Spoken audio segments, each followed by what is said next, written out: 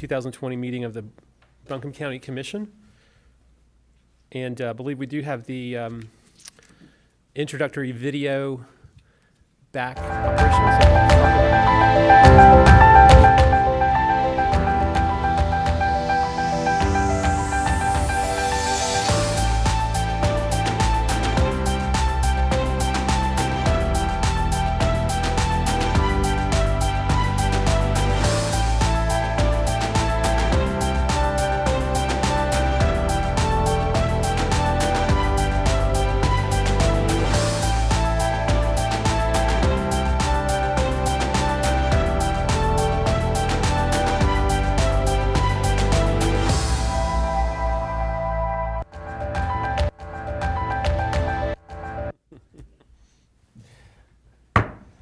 Good evening. I'd like to call the May 19th, 2020 meeting of the County Commission to order. Let's begin our meeting with the Pledge of Allegiance. Please rise and join us in the pledge. Pledge allegiance to the flag of the United States of America and to the republic for which it stands, one nation, under God, indivisible, with liberty and justice for all.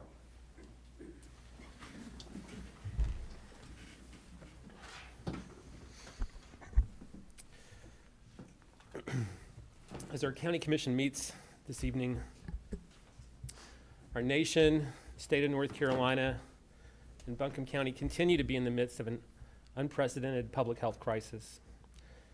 Before we begin our meeting this evening, I'd like to ask for a moment of silence to recognize the more than 90,000 people in our country who have lost their lives to COVID-19.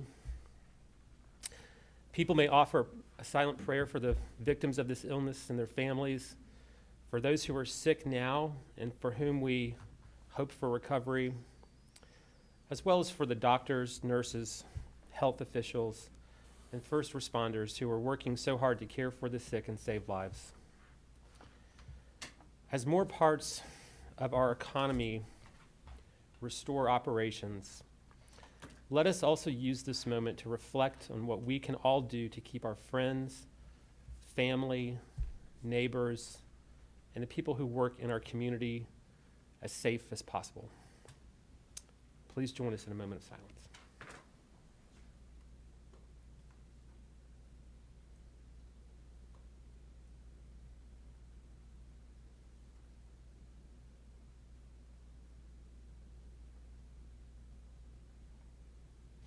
Thank you.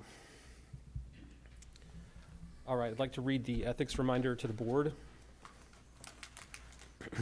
In accordance with the Code of Ethics adopted by the board, all county commissioners have a duty to obey all applicable laws regarding official actions, to uphold the integrity and independence of the office, to avoid impropriety in the exercise of official duties, to faithfully perform the duties of the office, and to conduct the affairs of the governing board in an open and public manner.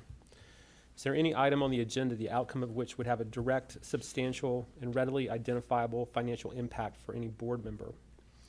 Does any board member... I'm sorry, go ahead. Does any board member have a financial interest in any public contract coming before the board today? Mr. Chairman, on the new business item, Coronavirus Relief Fund, I may have a conflict under the federal uniform grant guidelines. So when we get, my employer may receive some funding from that. So when we get to that business item, I'm going to recuse myself from discussion and voting on that, and would like for the minutes to reflect that, please. Okay. Thank you for sharing that.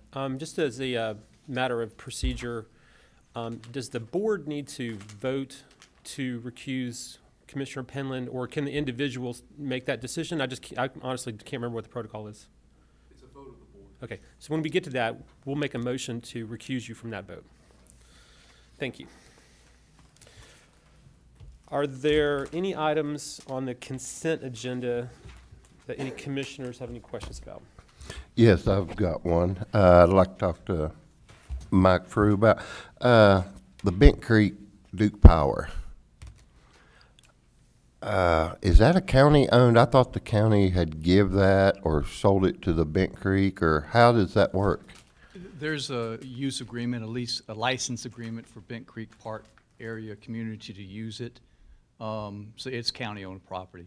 It still is county-owned property? Yes, sir. Okay.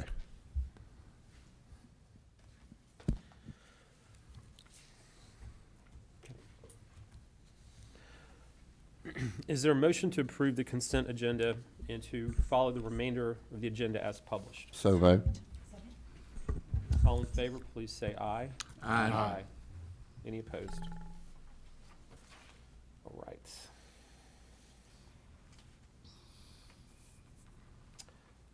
We don't have any public hearings. Ms. Pender, do you have any items to report? No, sir. Okay. All right, we come to new business. And the first item under new business is the revised investment policy, and our finance director, Don Warren, will present this item. Rondon. I don't know where that came from. Good evening. How are you all doing? Good. Good. I talked to you about the investment policy briefly 2 weeks ago. So now I'm back to request that you approve the investment policy. I'm going to go over what we've added, changed, that sort of thing. So why are we looking at this? Well, it hasn't been updated since it was adopted in '96. So it was time to review it and update it. It adds clarity, best practices, and it gives us some flexibility in managing our investments. So I'm going to go through the major changes that occurred through the policy. Our main objective is safety of our principal of our assets that we invest. So we added language to that paragraph to further clarify that and identify that we will diversify investments by investing funds among a variety of securities with independent returns. That way we are not investing everything in one vehicle, thereby putting all our eggs in one basket, which is poor practice.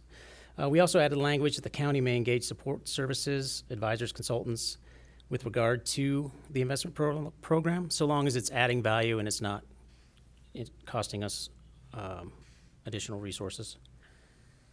Basically, they have to pay for themselves, is what we were looking for. We replaced the National Association of Security Dealers, which went out and changed in 2007 with the Financial Industry Regulatory Authority. We added language that requires qualified bidders to not only certify that they've read our county policy, but they have to certify they've read North Carolina General Statute 159-30. We added language that states the finance director shall endeavor to complete investment transactions using competitive bids, as opposed to just some bidder or a broker calls me and I can just say, yeah, okay, let's go with that. It ensures, we're actually doing the best thing we can for the county as far as investing the funds. We added language that all investments must be made in accordance with the same general statute, 159-3. We also added a section on mitigating market risks in the portfolio. This is making sure that we have enough liquidity. This is making sure that we are not going into a bunch of callables. And it's making sure that the maximum stated final maturity of securities will be 5 years. We added language that the duration of the portfolio will at all times be the same as whatever index we decide to benchmark against.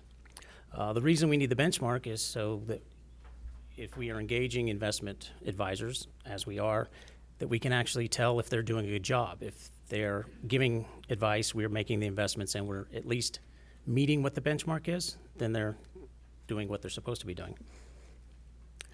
We also added language on prohibited investments and practices, so that we're not going out and basically day trading. We're not trading securities for the sole purpose of speculating on future returns. We're using this as a place to put our idle cash and to earn some additional revenue for the county. We also added language for reporting back to the board. This is going to include an asset listing, the market value, the average maturity, the distribution of the portfolio, the average quality ratings, and then a statement that we are in compliance with the investment policy. And then added language that the finance director shall monitor and evaluate the portfolio's performance relative to the benchmark, and we will provide the periodic reports. And then a big thing we added was a glossary of terms so that when you're looking at the investment policy and you're looking at acronyms and that sort of thing, you can go and figure out what they actually mean. So that is the extent of what we changed in the policy, and I'd be happy to answer any questions that you may have.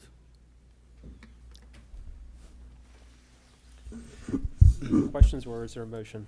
I'll move approval. Second. All in favor, please say aye. Aye. Any opposed? Thank you very much. Thank you, Mr. Well done, Don. That's very good. Yep, good job. Very good. All right, next up is an operating contract with Mountain Mobility. And Matt Cable, the planning manager, will present this item. Good evening, Mr. Chairman, Commissioners. Thank you for the opportunity to bring forward this item regarding the Mountain Mobility operating contract. In terms of the presentation this evening, I'm going to go through the status of our existing contract, provide a brief summary of the RFP process. We did an in-depth summary of that during the pre-meeting, if you'll recall, just a few weeks ago. And then provide an overview of the scope of services, improvements that we'll realize through this new proposed contract, with particular attention to cost improvements, pay improvements for employees of the contractor that are employed here locally, as well as some technology improvements they'll be offering through this new contract. Buncombe County does currently operate under a contract for Mountain Mobility Services with RATP Dev USA Incorporated. They have been our contractor since 2011, fiscal year 2012. The existing operating contract expires June 30th of this year, so we have just a little over a month left of that contract. The county undertook a competitive selection process and issued a request for proposals in mid-February. That process took us through the middle of April, almost end of April, in order to complete. The RFP sought for proposals for a contract with an initial 3-year term with 2 3-year renewal options. So it's a total of 9 possible years under this contract and RFP process. As I mentioned, the selection process was undertaken involving a committee. The highest scoring technical proposal was received from RATP Dev. They were also the highest scoring and lowest cost provider under the cost proposal evaluation. So cumulatively, they were the highest scoring proposer and within each category. As outlined in the RFP, we entered into those negotiations and arrived at a best and final offer that was considered to be fair and reasonable after doing a market analysis and independent cost estimate. Under the current procurement policies, the county manager is authorized to enter into the service contract with notification to the board, and so we're presenting this information to you before such contract is entered into. All right. So the first item we'll discuss is the scope of services. And again, I touched on this during the pre-meeting, but it is to provide the operating services for Mountain Mobility. That's the door-to-door demand response service as well as the deviated fixed route service. The contractor will dispatch and deploy vehicles and resources. They will hire and manage all operational staff. They will maintain the vehicles and equipment used in operations. We actually have a lease agreement as part of the contract. And then they will be responsible for investigating all accidents and incidents involving passengers. Some of the contract improvements that we'll realize with this selected vendor in this new contract term are actually reduced cost per service mile. So our current contract rate is $2 and just over 36 cents per mile. We actually carry that out to the 4th decimal point because of the size of the contract and the volume of the miles that we do. The new rate will be $2.2825 cents per mile. So this is a cost savings per mile from our current contract rate. The management fee, I want to particularly mention that as well, was reduced both in total amount under this new contract and in percent of contract, which is can typically be an area where a contractor can inject additional costs. So they've actually reduced that baseline number as well as a percent of the operating. These reduced costs, I will point out, will be passed on to our partners. And so we'll be bringing back an item to you in the first meeting in June to discuss the new contract rate for the city of Asheville. So we'll actually be able to pass on some of that cost savings under the new rate to the city through that ADA complimentary payer transit contract. The There are increased operational staff starting salary information and average wages that I'll go over in more detail, but we're seeing increases in those, and we'll talk about that further as we get into the presentation. The contractor will be providing additional technologies, and we'll discuss what those are. They're mostly safety technologies that they're going to bring in externally that go above and beyond our current provided safety technologies and complement those. We've also, in the new contract, provided increased financial penalties. We haven't executed those largely in the past, but they are there in an effort to stress to the contractor what is important, and in the event that they should have some failure, that we have recourse and a way to provide corrective action. So the award, as I mentioned, there's an initial 3-year term with 2 3-year options. Obviously, there are components of the contract which would allow us to exit the contract for a number of reasons. But the initial term is for 3 years. Provided on this slide is the information about the individual costs per year based on the base mileage we anticipate the contractor will perform and the rates that are prescribed. So over the first 3-year term, you can see that the rate per mile will increase, as will the overall cost. Part of that is largely related to our goal within that contract of getting increased operator wages, which are one of the major driving factors of the contract cost itself.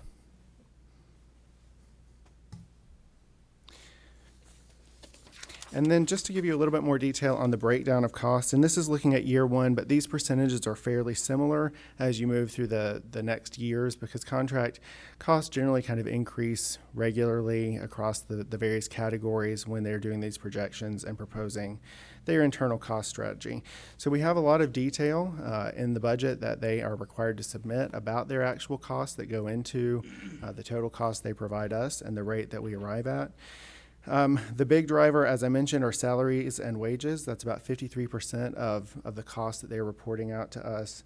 Then you add on top of that the taxes and benefits for those employees. That's another major driver. Vehicle maintenance is about 13% of the cost. Another driver of cost is auto liability and physical property insurance. So those are kind of the major drivers of the cost. What's interesting about this slide as well, and what I like to point out about this contract, is that the costs in the lighter blue color, which represent about 85% of the costs, are really going into the local employees that are employed by the contractor. So these are things that we wouldn't be expecting to leave the region because they're going into wages, they're going into benefits for those employees who largely live and work here in Buncombe County or closely within the region. It is possible that the balance of those costs may be local, but things like insurance and other things are usually sought outside of the immediate area.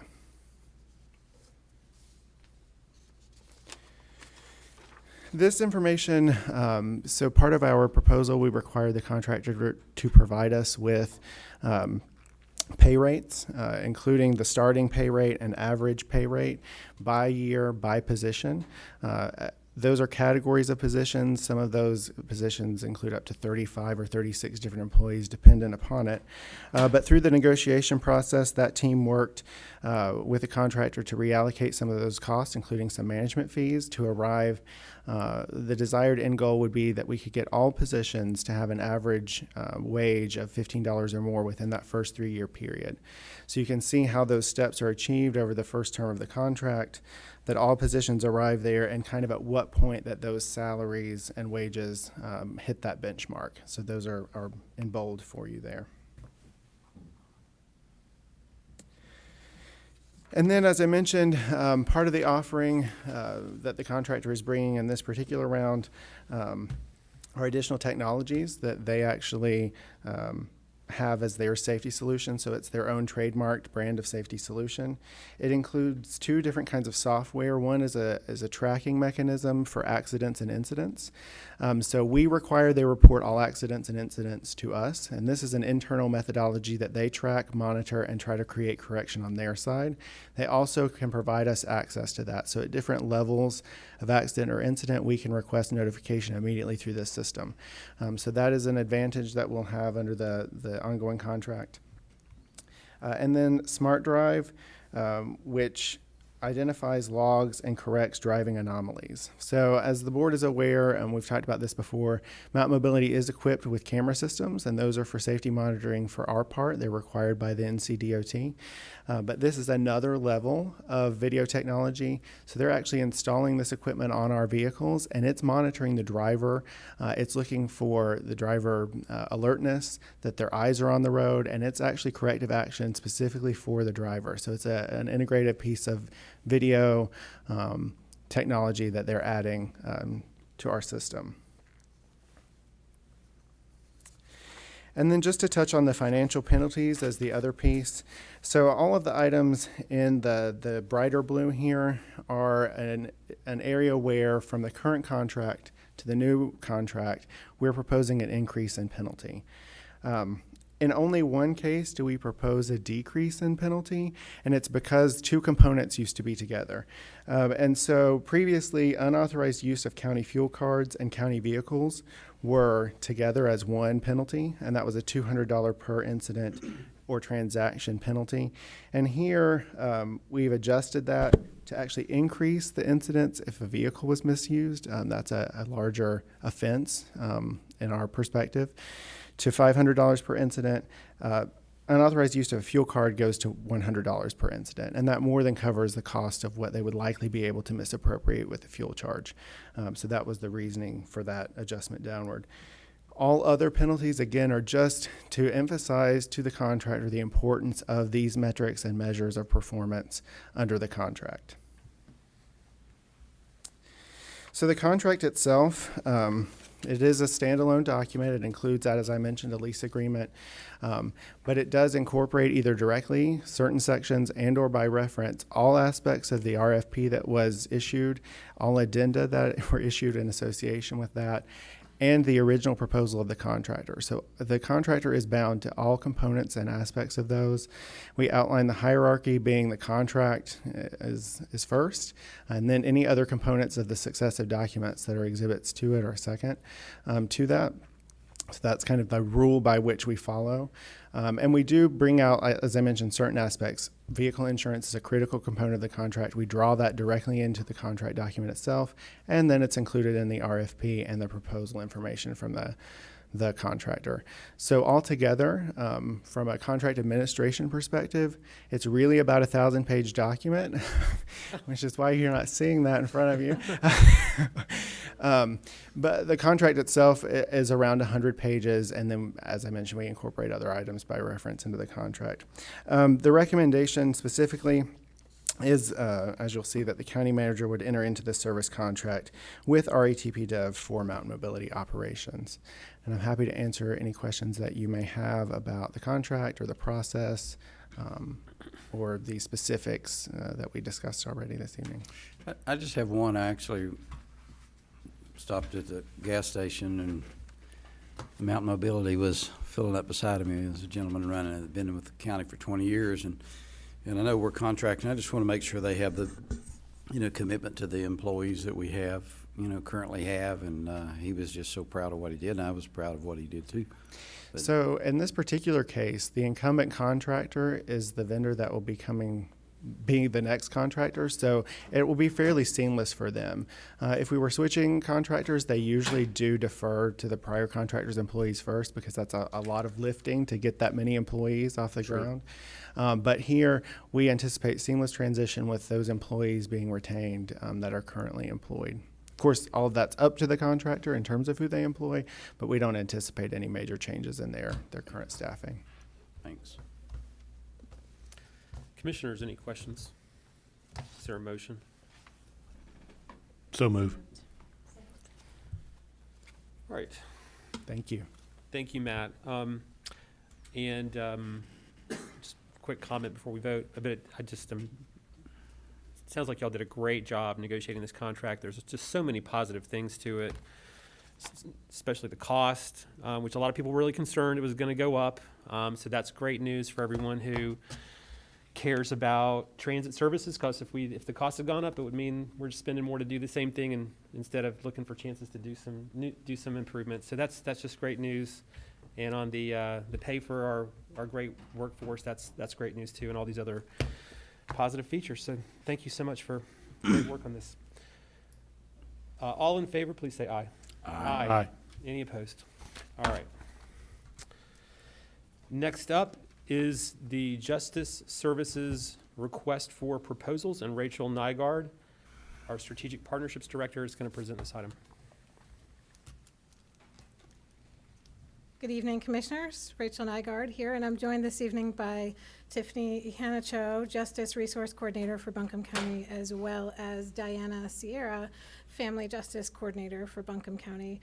And we're here to talk with you about the Justice Services RFP, or Request for Proposals.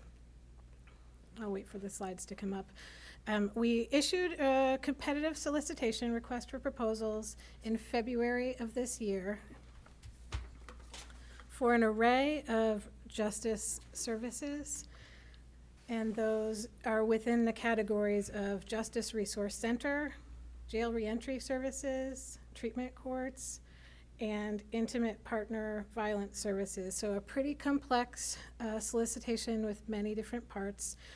Tiffany and Diana will be going through this evening and sharing information about those different service areas, the bids that were received and reviewed, including an option to deliver in-house some of the services that are within that portfolio as opposed to contracting out all of those services. And our requested board action to you this evening is to consider approving additional positions for the delivery of some of the services to be brought in-house, as well as to consider authorizing the county manager to negotiate and enter into some of the contracts. So I will pass it to Diana. Thank you. Good evening.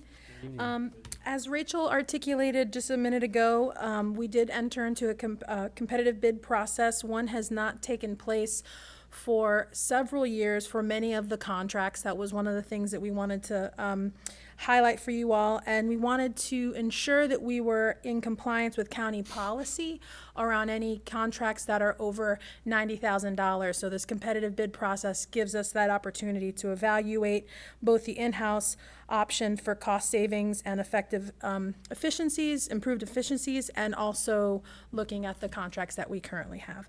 The RFP process, just to outline that briefly, we went live with the RFP on February 14th, which was a Friday, and that was live for a little over 30 days for the community to submit their proposals. The elements of the RFP application included information on background, structure, services, fiscal provisions, and application questions. Sorry, I forgot to go to the next slide. The components of the RFP were grouped into 4 categories, as Rachel articulated, which included the Justice Resource Center, jail reentry services, treatment courts, and intimate partner violence services. And organizations could apply for the full continuum of services or just one specific aspect of the RFP.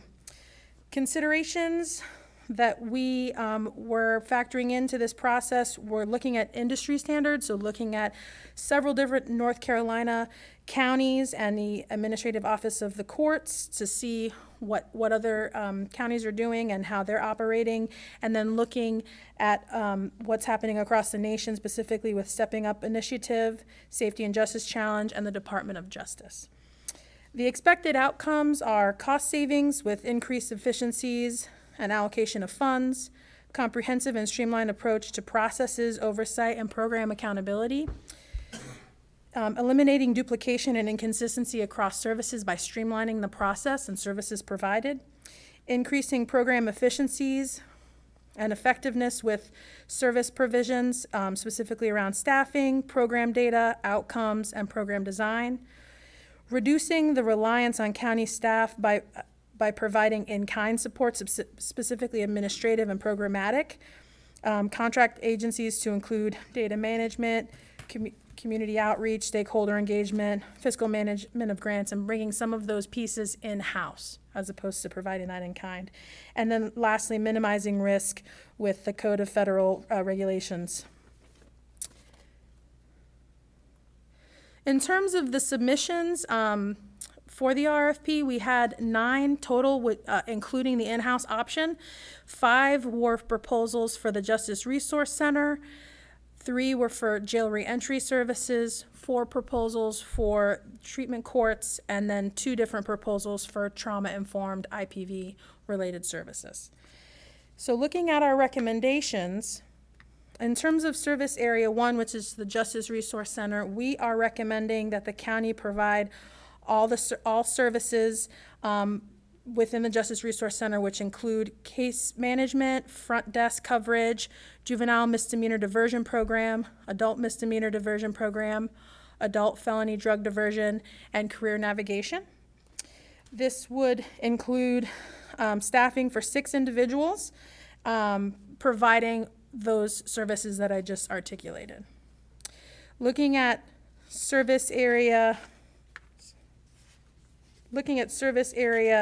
3, which is treatment courts, our recommendation would be to provide all services listed for the treatment courts, which is providing, the Buncombe County providing all 4 of those treatment courts, 2 of which the county is already the fiscal agent for through grants that fund 3 of the 4 courts.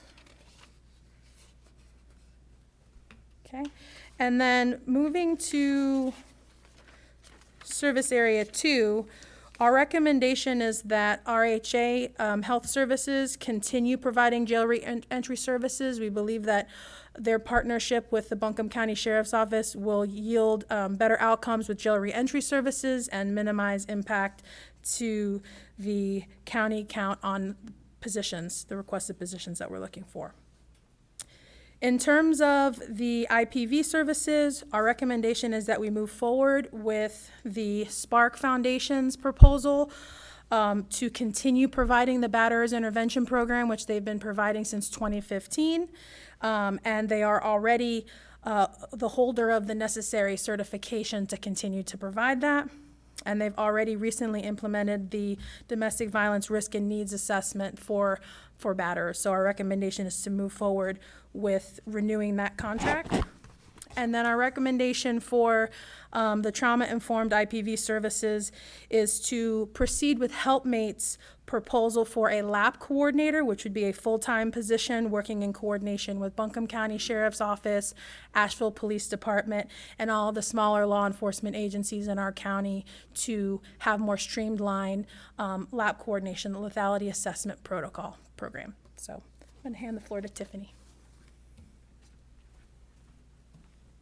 Good evening, Commissioners. Good evening.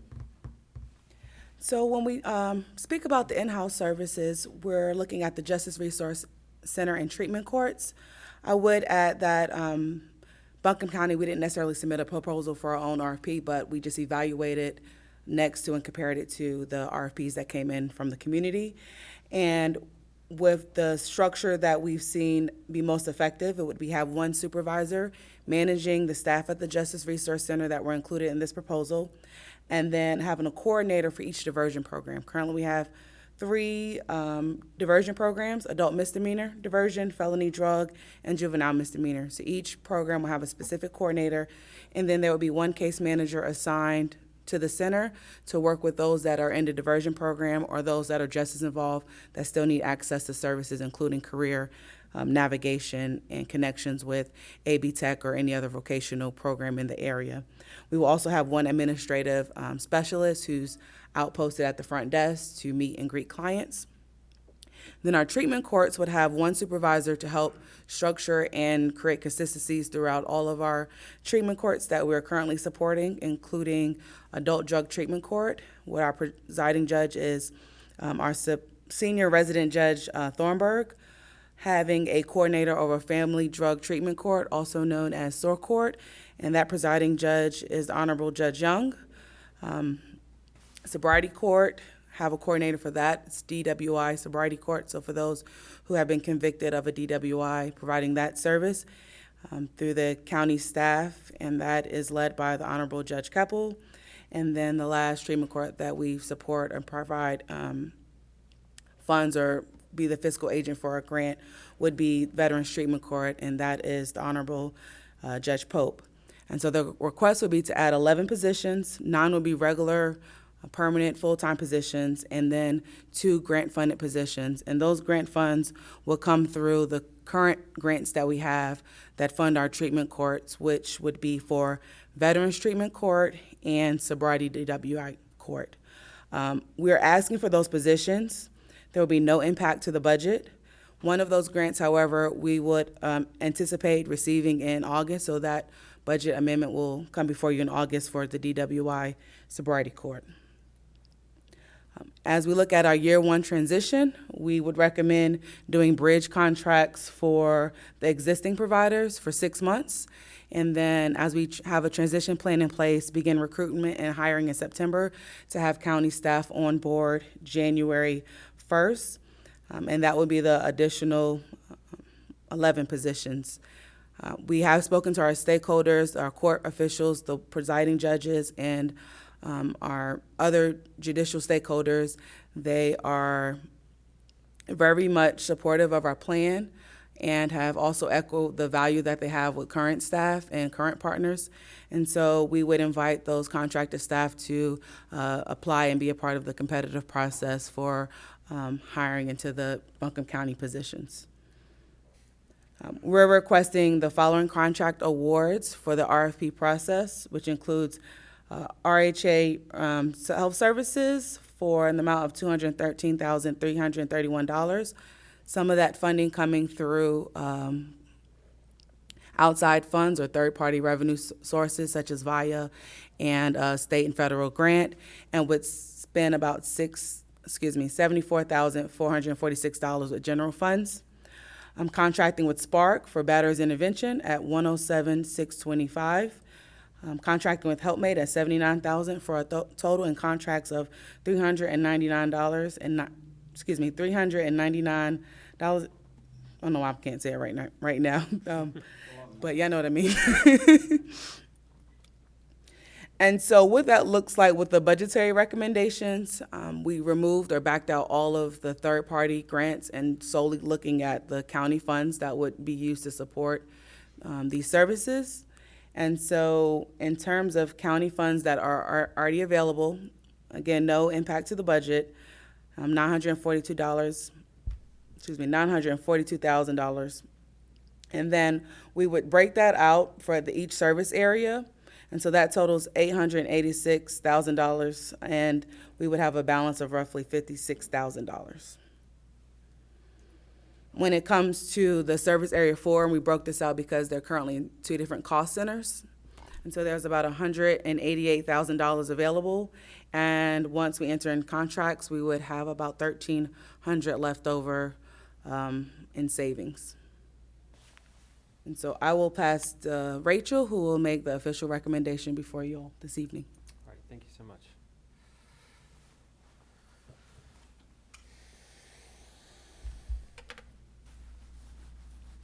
So thank you very much to staff, both the staff you heard from this evening as well as staff in the budget and finance offices, and thanks to the contract service providers who have delivered these services for us for so many years, and also to the time that our justice stakeholders put in, helping us evaluate and weigh these options.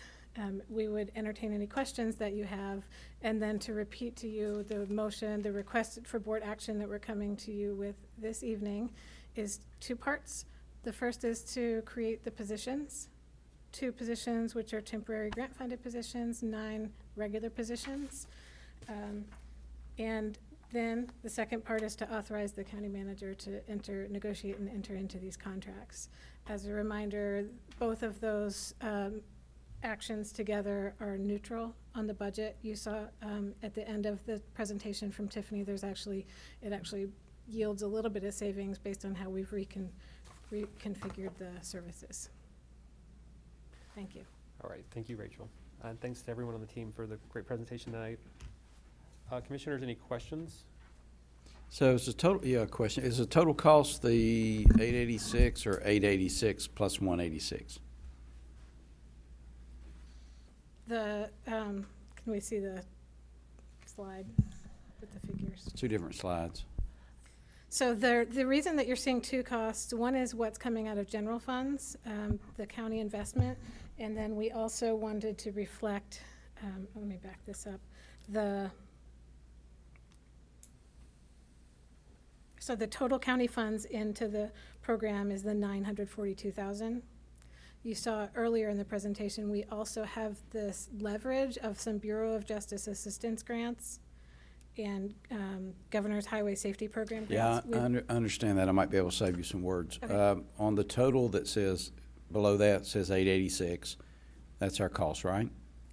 So That's we're correct. saving 56,000? Yes. Okay.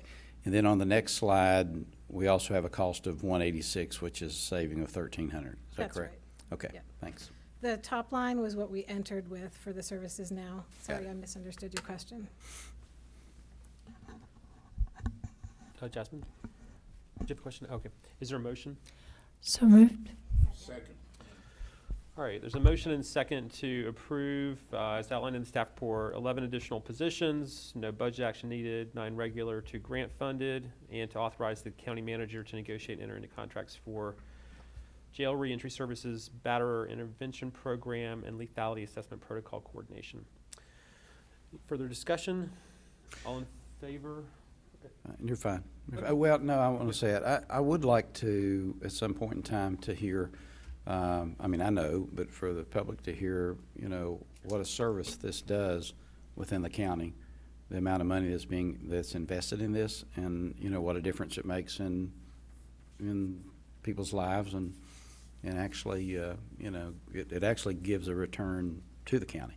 And so at some point in the future, it's, you know, I'd love to hear, you know, really good positive report on that. Y'all do great work, and I just love for the public to hear more about it. So, Mr. Chairman, Yes, thank sir. you, Chairman. Yes, sir. I just want to say thank you to Tiffany, Diana, and Rachel for bringing me up to speed on this. I think we spent, I guess, close to an hour and a half, 2 hours on a team meeting, and great job, but thank you for bringing me up to speed. Yeah, I love your 4-year-old, by the way. Just saying. Before we move to vote, I just want to also just appreciate the work that went into this. It feels like this is really about helping us move into sort of the next generation of our work around the issues reflected here, and just the level of sort of systems thinking going on and the opportunities for sort of both streamlining but also hopefully more impactful services for folks is really exciting. So thank you to, I know there's a lot of heavy lifting against the backdrop of a very chaotic last couple months. So thank you all for everything you've done, and it's really exciting to see this moving forward. All right. All in favor, please say aye. Aye. Any opposed? All right, it's unanimous. All right, thank you all again for great work on this. Is there something else, Rachel? I'm staying put because I'm Okay, up for stay your there. next item. Rachel's not going anywhere. All right, the next item up is the Coronavirus Relief Fund. At the beginning of the meeting, Commissioner Penland mentioned that the organization he works for may be a recipient of some of this funding. And so there's a question about whether that presents a conflict of interest. So why don't we go ahead and take this up now before we kind of dive into it. I think the simple version is there's some funding that's going to come down to Buncombe County, and county's going to get some, municipalities will get some, and fire districts will get some. Mr. Penland works for one of those fire districts. So I'm going to throw this out to the legal folks to give us some counsel on this question, because when some of these kind of issues have come up before, I don't think it's always, there's a law we need to follow on this. It's not necessarily always completely intuitive. So I want to ask, if whichever you would like to weigh in on this, whether that set of facts creates a conflict of interest, because it is a policy question that we have to follow. It's not just kind of our own individual determination Right, whether we're on this.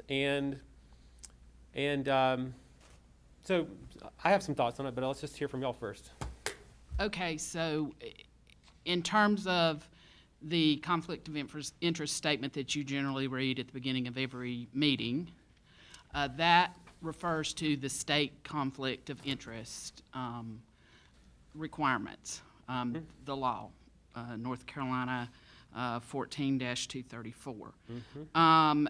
These funds are coming from the federal government. Although the state is administering them, they are federal grant funds.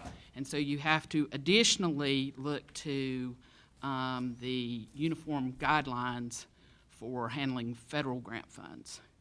And Mr. Penland and I had a conversation about that. Basically, their version of a conflict of interest is more expanded. Okay, so it includes not only a real financial benefit, but also any apparent conflict of interest.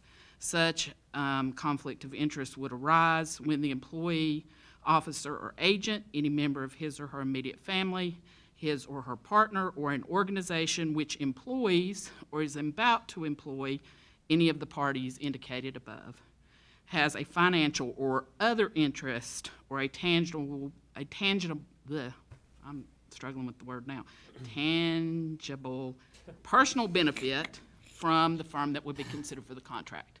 So initially, we had looked at this from the state perspective, which, as long as the contract that the county is entering into with the department that Mr. Penland works for, didn't provide any funding for his salary per se, there would be no violation. But in this situation, there could be an apparent conflict because his employer is actually getting some funding from a federal grant. Okay.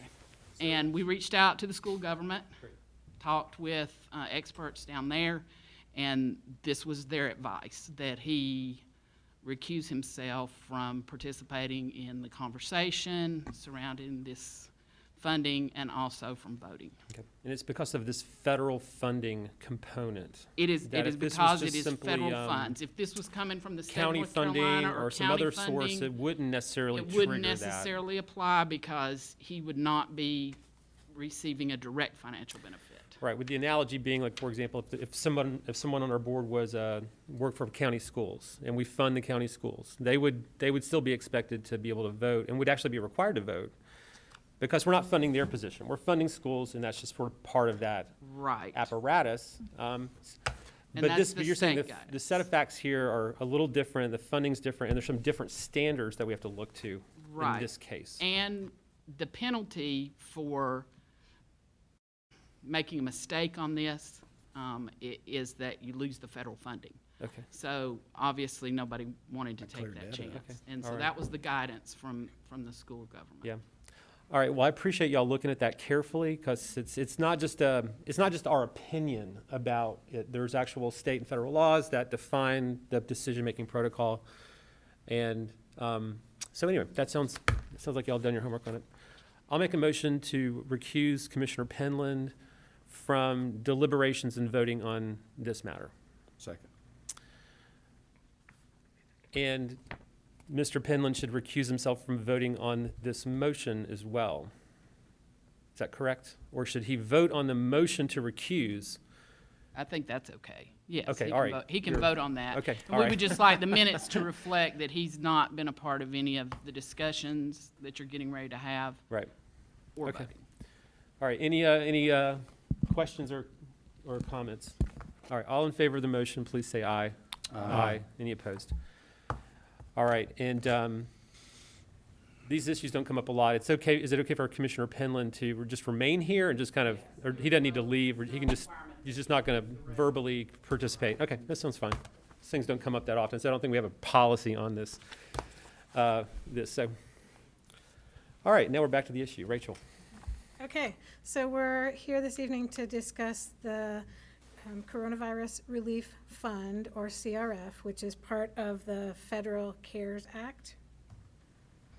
We are going to request board action this evening to consider approving a plan to disperse, like you mentioned, the funds as sub-grants to municipalities and to fire districts. We are not coming this evening requesting budget action. We will be back no later than June 16th, once we have an initial plan together for use of the funds to give a budget action to the board for consideration. So what is the CRF? These are funds coming through, like we discussed, federally through the state of North Carolina's Budget and Management Office through their newly established Pandemic Recovery Office. The allocation for Buncombe County is about $4.5 million. You see the exact figure listed here, $4,499,663. One option that is available to counties is to share these funds as federal subgrants with municipalities and nonprofits, including fire districts.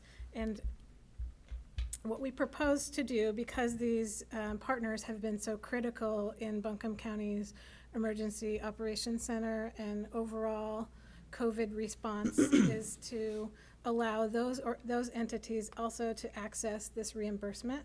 And the methodology that we're bringing forward for sharing those funds is the same method that North Carolina Department of Revenue uses for sales tax. It's the ad valorem-based method that looks at total taxable value. In summary, that $4.499 million would be shared, 67% staying with Buncombe County for reimbursement of our own expenses, roughly $3 million. You see the exact figures listed here for municipalities and fire districts. Municipalities receiving $1,138,042. Fire districts, of which there are many, receiving a total shared among them of $329,365. The next slides break down the municipality numbers and the fire district numbers so that you have those available in your packet and so that they're also published online. I won't go through each line, but here are the 6 municipalities that would be eligible and amounts to each, as well as the first 10 fire districts.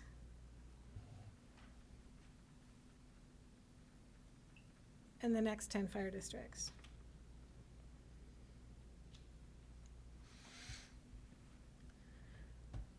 We've learned of this fairly recently, and we're, like other counties across North Carolina, in conversation with the state to get lots of clarification and explanation on eligible expenses.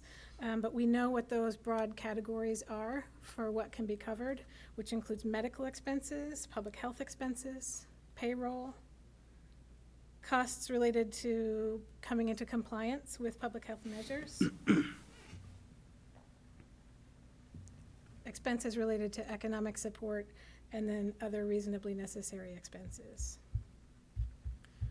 There are specific timeframes for when these funds can be used, which is March 1st through December 30th, 2020, with the exception that funds that were already budgeted as of March 27th were not eligible to be reimbursed. So that first budget amendment that the Board of Commissioners passed allocating funds for COVID response, those wouldn't be reimbursed through this funding source. Keeping in mind that this isn't the only funding source available to local governments for looking at reimbursement, we are encouraged to utilize the CRF funds as much as possible before looking to FEMA or other resources, because no match is required.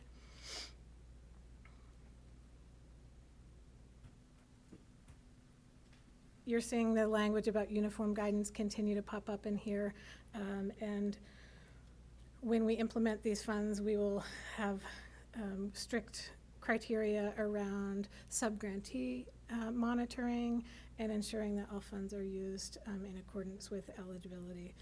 So currently, we're in conversation with the municipalities and the fire districts to understand what their plans would be for use of the funds should they desire to opt in and have access to that reimbursement. We are also assessing Buncombe County's existing expenses that we've already incurred and projecting what expenses related to COVID response might come up between now and December so that we can create a total plan for how these funds would be used. And like I said, we would be coming back to you in June to officially allocate those funds within the budget.